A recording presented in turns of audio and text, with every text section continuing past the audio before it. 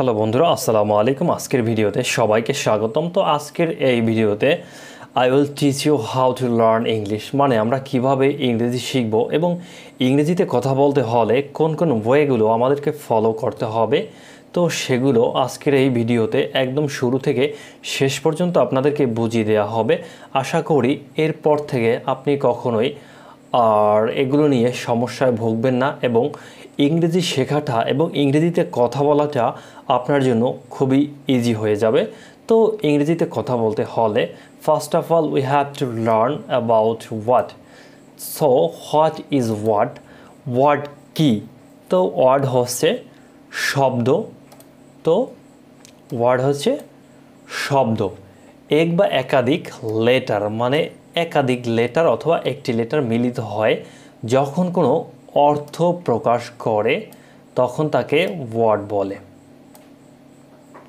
তো আমরা বুঝতে পারলাম যে এক বা একাধিক ওয়ার্ড যখন মিলে একটা অর্থ প্রকাশ করে সেটা হচ্ছে কি ওয়ার্ড।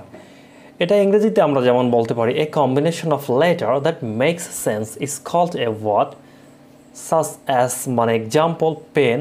পেনে কি হচ্ছে PEN, মানে PEN তিনটে লেটার বসছে। লেটার কি ABCDগুলো এ থেকে জেড পর্যন্ত 26টা অক্ষর যেগুলো আছে ওগুলোই হচ্ছে লেটার। যেমন PEN তিনটে লেটার মিলে কি হয়েছে একটা ওয়ার্ড হয়েছে, মানে কলম, বুক, ম্যান তিনটে লেটার, কাউ, etc।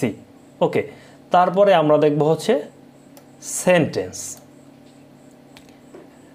কতগুলো শব্দের সমষ্টি যখন একটি পূর্ণ অর্থ প্রকাশ করে তাকে সেন্টেন্স বলে।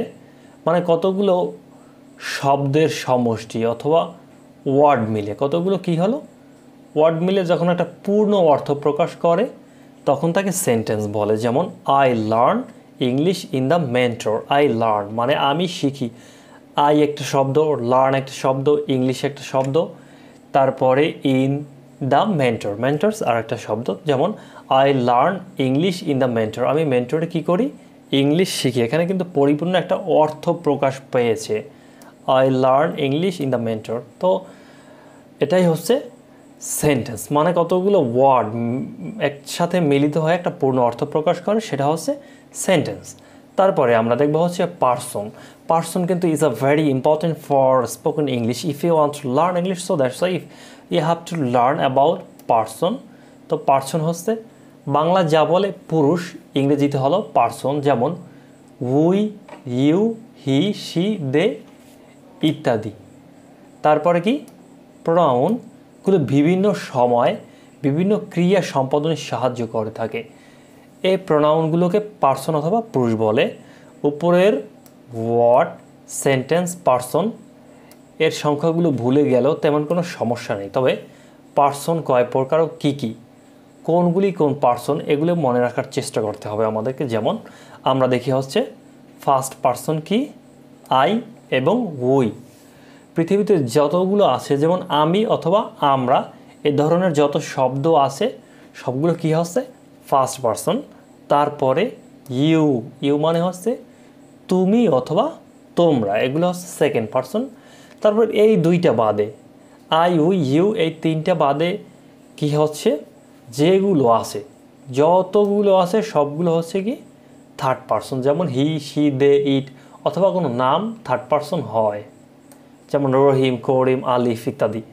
তারপরে পার্সনের যদি আমরা একটা বিশ্লেষণ দেখি, যেমন পার্সন তিন প্রকার, I, we, second person you, third person হচ্ছে হি, শি, দে, ইট, যেটা আমরা উপরে দেখেছিলাম। যেমন হচ্ছে এইগুলো কিন্তু আমাদেরকে মুখস্থ রাখতে হবে। যেমন I, we, you, you, he, she, they, it.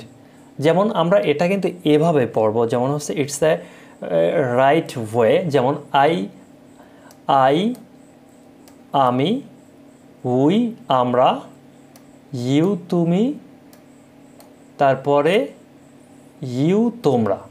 I আমি, উই আমরা, ইউ তুমি, ইউ তোমরা, হি সে, শি সে, তারপরে দে তাহারা, ইট ইহা। আই আমি, উই আমরা, ইউ তুমি, ইউ তোমরা, হি সে, শি সে, ইট ইহা, দে তাহারা। ওকে, এগুলো হচ্ছে কি ভার্ব ওয়ান, মানে হচ্ছে কি ভার্বের প্রেজেন্ট ফর্ম।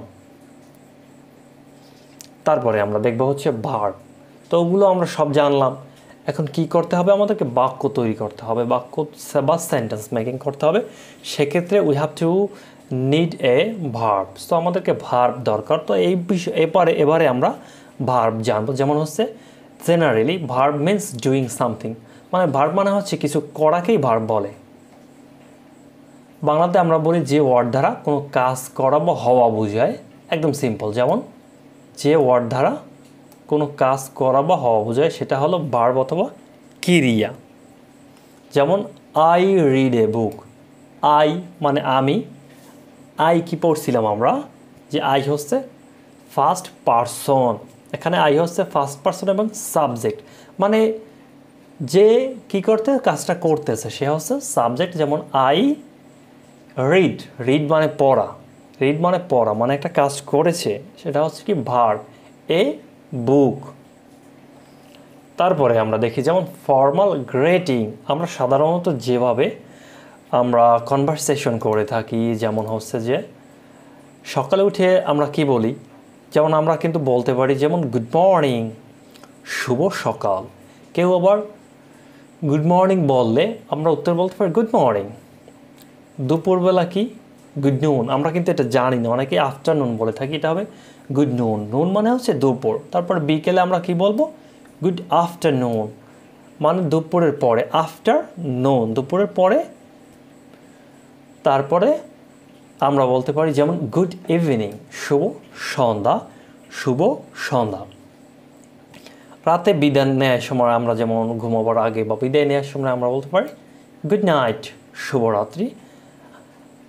আজকের মতো তাহলে আসি sir, good day to you sir, good day to you sir.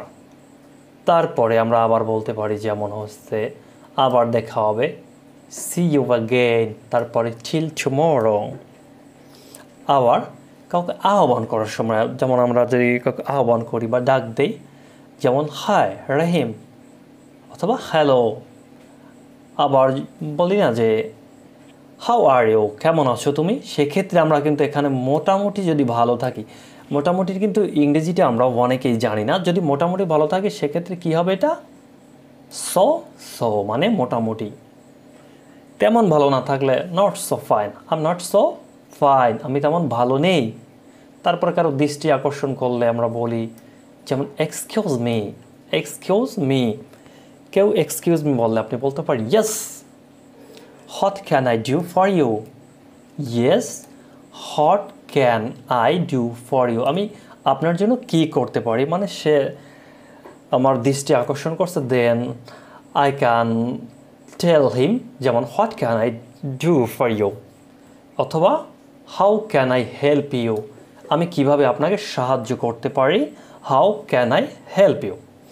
তারপরে কারো কথা যদি বুঝতে না পারি সেক্ষেত্রে আমরা বলতে পারি সরি। যেমন আমরা ইংরেজিদের সাথে কথা বললাম, যেমন একটা ব্রিটিশ একটা মানুষের সাথে কথা বললাম, যেমন সে বললো হাউ আর ইউ, আমাদের বাংলাদেশি অ্যাকসেন্টের সাথে তাদের মিলতেছে না, তো সেক্ষেত্রে আমরা কি বলতে, আমরা বুঝি নেই, যে আমি কথাটা বুঝি নেই, সেক্ষেত্রে বলতে পারি সরি, হ্যাঁ আবার বলুন আমি বুঝতে পারিনি, অথবা পার্ডন মি, আমাকে ক্ষমা করুন, বা রিপিট প্লিজ, পুনরায় আবার বলুন। কারো সাথে পরিচয় হওয়ার সময় আমরা কি বলতে পারি, যেমন how do you do, how do you do. তারপর বিস্তারিত শুরুতে আমরা যেমন একটা কনভারসেশন দেখতে পারি, যেমন হচ্ছে পার্সন 1 আর পার্সন 2 এর ভিতরে এখানে কনভারসেশন হচ্ছে, পার্সন 1 কি বললো how do you do, second person কি বললো হাউ ডু ইউ ডু। এরপরে পার্সন 1 জবাব বললো this is John, second person বললো this is Asad, this is Asad. তারপরে আবার আমরা যদি এরপরে বলতে পারি নাইস টু মিট ইউ, মানে আপনার সাথে পরিচয় হয়ে ভালো লাগলো, সেই ক্ষেত্রগুলো আমরা বলতে পারি যেমন নাইস টু মিট ইউ। তারপরে পার্সন 2 সে কী বললো, দ্বিতীয় ব্যক্তি বলছে সেম টু ইউ, হ্যাঁ আমারও ভালো লাগছে, সেক্ষেত্রে আমরা বলতে পারি সেম টু ইউ।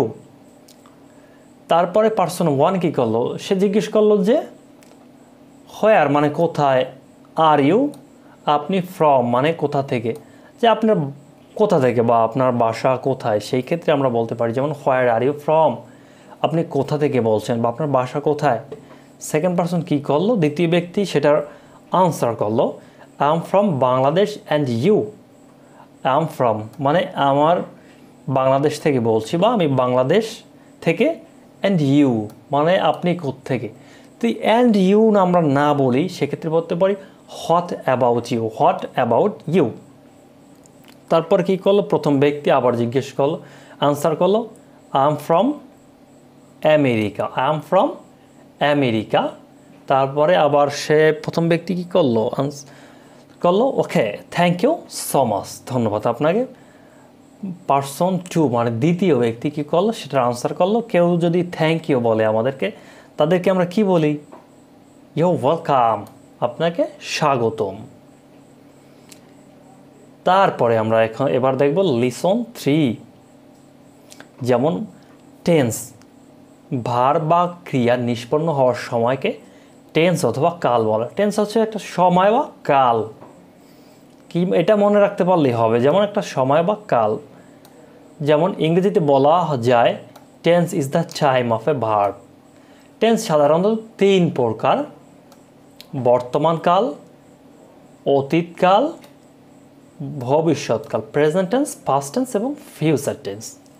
আমরা যদি সাধারণভাবে একটা বুঝাই, যেমন হচ্ছে বর্তমানে আমি একটা কাজ করলাম, যেমন আমি ভাত খাই, মানে আমি খাচ্ছি, সেটা হচ্ছে কি প্রেজেন্ট টেন্স। এরপরে যদি আমরা দেখি যে পাস্ট টেন্স মানে অতীতকাল, আমি ভাত খেয়েছিলাম, আমি ভাত খেয়েছিলাম, এটা হচ্ছে অতীত, মানে যেটা আমি পূর্বে করেছি, শেষ করেছি। ফিউচার টেন্স মানে আমি যদি আমি ভবিষ্যতে সেটা করব এমন আশঙ্কা থাকলে সেটা আমি বলতে পারি, যেমন আমি ভাত খাবো, আই উইল ইট রাইস, আমি ভাত খাবো।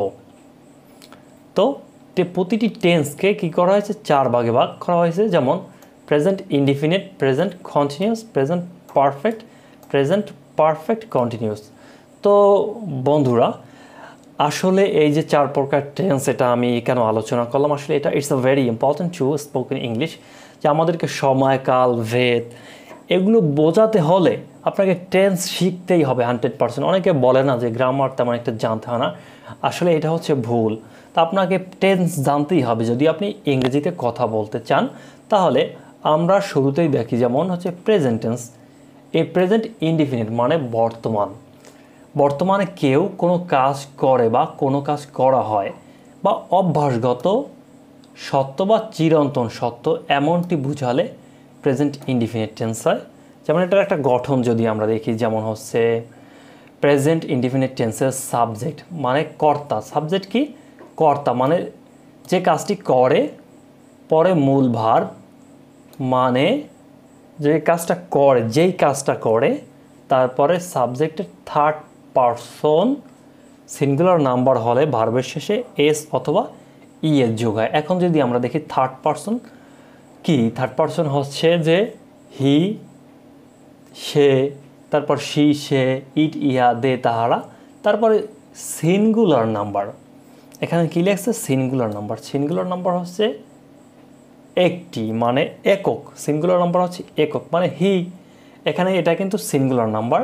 তারপর এখানে তারপরে আবার আছে যেমন হচ্ছে দে, দে কিন্তু সিঙ্গুলার নাম্বার না, এটা হচ্ছে প্লুরাল নাম্বার। তো আমরা এখানে দেখব থার্ড পারসন সিঙ্গুলার নাম্বার হলে ভার্বের সাথে কী হবে, এস অথবা ই এর যোগ হবে। স্ট্রাকচার যদি আমরা দেখি, যেমন হচ্ছে সাবজেক্ট প্লাস মূল ভার্বের সাথে প্রেজেন্ট ফর্ম, এস অথবা ইএস যদি সিঙ্গুলার হয়, তারপরে হচ্ছে অবজেক্ট অথবা এক্সটেনশন, যেমন আই।